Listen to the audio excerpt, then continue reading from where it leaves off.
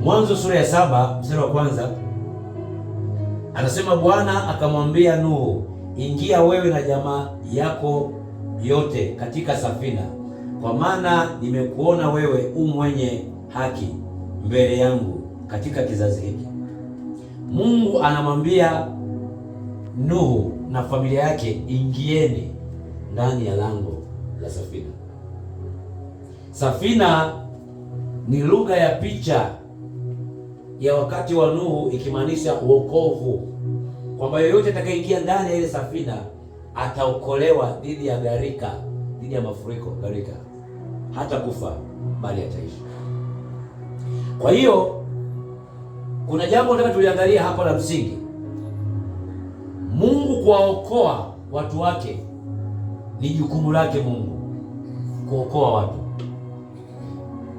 lakini watu kuingia katika safina ilikuwa sio jukumu la Mungu, ilikuwa ni maamuzi na uchaguzi wa wale waliosikia injili ya Nuhu akiwahubiria kwa habari ya toba, tubuni, acheni anasa, acheni starehe, mgeukeni Mungu, uharibifu unakuja.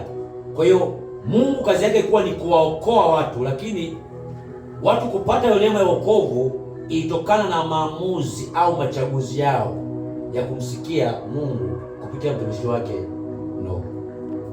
Ndivyo ilivyo hivi leo. Biblia inazungumza kwenye kitabu cha Timotheo wa kwanza sura ya 2 mstari wa 3 na 4, anasema hili ni zuri nalo la kubalika mbele za Mungu Mwokozi wetu, ambaye hutaka watu wote waokolewe na kupata kujua yaliyo kweli. Kwa kuwa Mungu ni mmoja na mpatanishi kati ya Mungu na mwanadamu ni mmoja, mwanadamu Kristo Yesu. Mpatanishi kati ya Mungu na wanadamu, watu wenye dhambi, ni mmoja, anaitwa mwanadamu nani? Yesu Kristo. Kwa hiyo Mungu tamanio lake ni watu wote wapate neema ya wokovu, lakini uchaguzi wa kuokolewa na Mungu unatokana na mtu aliyesikia injili, habari njema Yesu Kristo, na kuamua kuikiri na kuiamini.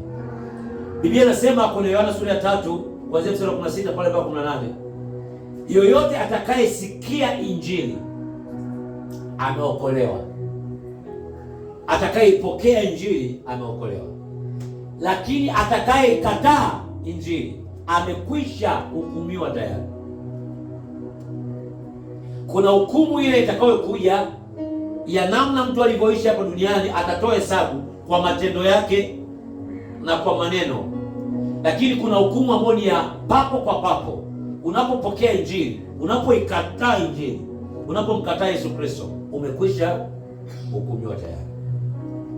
Kwa hiyo ni uchaguzi tu wa wanadamu. Mungu hakuwaua watu katika generation ya Nuhu, kizazi cha Nuhu. Ni machaguzi, ni matokeo ya machaguzi yao. Walikataa kuchagua injili ya Yesu Kristo kupitia Nuhu, wakachagua starehe na anasa. Biblia inasema kwenye kitabu cha Mathayo sura 11 mstari 28, anasema, Yesu anasema mwenyewe alipokuwa katika mwili, anasema, njooni kwangu ninyi msumbukao na kulemewa na mizigo, nami nitawapumzisha. Kutoa pumziko ni kazi ya nani? Ya Yesu Kristo. Lakini kumwendea, kumkaribia Yesu Kristo ni maamuzi ya chaguo la mtu. Mungu hamlazimishi mtu, ametoa option tokea muumbe mwanadamu na akampa free will, akampa uwezo wa kufanya uchaguzi na maamuzi ndani yake. Mungu hajawahi kumwingilia mwanadamu. Matokeo ya uchaguzi, kumwamini Kristo, kuamini habari njema, injili, ndio itampa uzima. Matokeo ya kumkataa Kristo na kuchagua njia za uharibifu na anasa.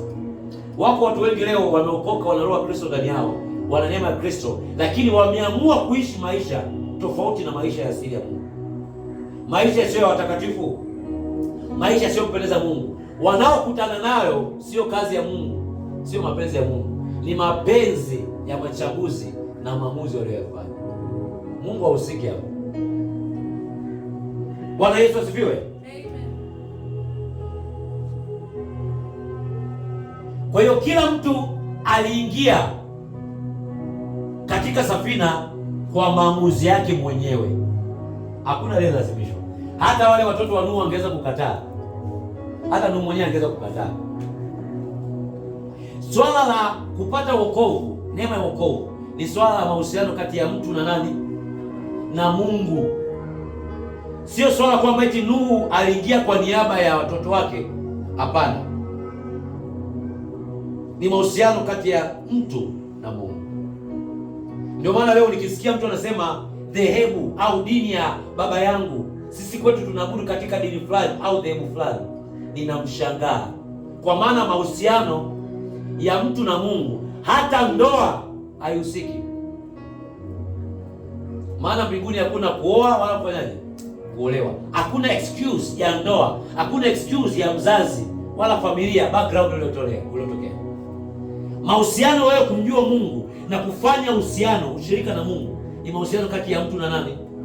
Na Mungu. Kila mtu atahukumiwa, sio katika familia uliotokea, sio katika dini au dhehebu ya shangazi, mjomba, bibi, wazazi, wala ukoo uliotokea. Ni kwa sababu umemjua Kristo na umefanya mahusiano na huyo Mungu. Kwa sababu Mungu hakuleta dini, Mungu hakuleta madhehebu. Dini na madhehebu tunayoyaona ni namna ya wanadamu walisema tufanye hivi katika utaratibu wetu huu, ili watu waweze kukusanyika pamoja na waweze kujua kilichoandikwa katika vitabu vitakatifu. Ndio maana unaona kuna madhehebu mbalimbali yamesajiliwa serikalini, unaona kuna dini mbalimbali. Hakuna dini ambayo Kristo Yesu aliyoiacha hapa duniani. Ukristo ulianza mara baada ya watu kuambia wanafunzi wa Yesu Kristo kwamba hawa ni Wakristo, hawa ni Wakristo, walikuwa pamoja na Kristo. Ndio Ukristo, dini ya Ukristo ilipoanza. Lakini Yesu Kristo hakuja kuleta dini, maana alipokuja alikuta dini tayari zipo, alikuta dini za Kiyahudi zipo, dini kibao zipo. Alipoondoka alituachia mahusiano. Yeye ndiye ni mpatanishi kati ya Mungu na wanadamu. Kuna mtu mmoja naongelea hapa jamani. Usije ukasema dini ya familia, dini ya nini. Mahusiano kati ya mtu na Mungu ni binafsi. Na wakati wa Nuhu, Mungu alitoa mipaka ya muda wa kuwaokoa. Aliwapa miaka mingapi? 120. Ile miaka 120 haikuwa ni miaka ya kuishi, haikuwa ni miaka ya kuishi kwamba eti mwanadamu amepewa umri wa kuishi hapa duniani. Miaka ya 120 ulikuwa ni muda ambao Mungu ameutoa kwa wana wa Israeli, kwamba kipindi cha ndani ya muda wa miaka 120 ndipo liwapa neema ya kusikiliza na kubadilika. Mkitubu mkigeukia hamtaharibika. Miaka ilipoisha, Mungu akatoa agizo, haya sasa ingieni kwenye safina. Walioingia tu ndio waliokuwa. Kwa hiyo hata muda wa kuisikia Injili kuna mipaka ya muda. Kuna wakati Biblia inasema watu watatamani wasikie Injili, hawatasikia tena. Wakati wa unyakuo, kanisa la Yesu Kristo lishanyakuliwa tayari.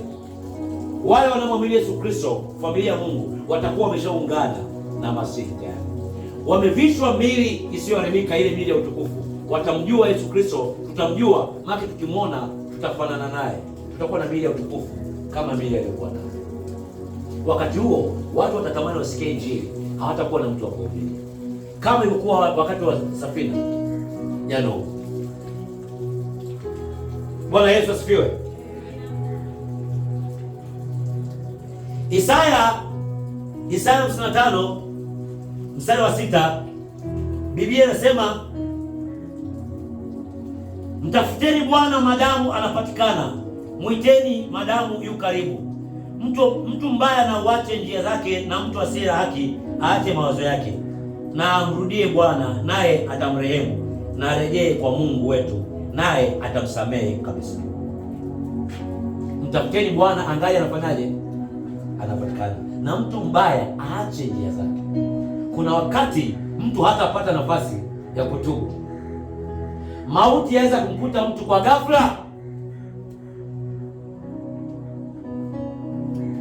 Tunapaswa kuwaombea ndugu zetu na marafiki na jamii tunazoishi nayo.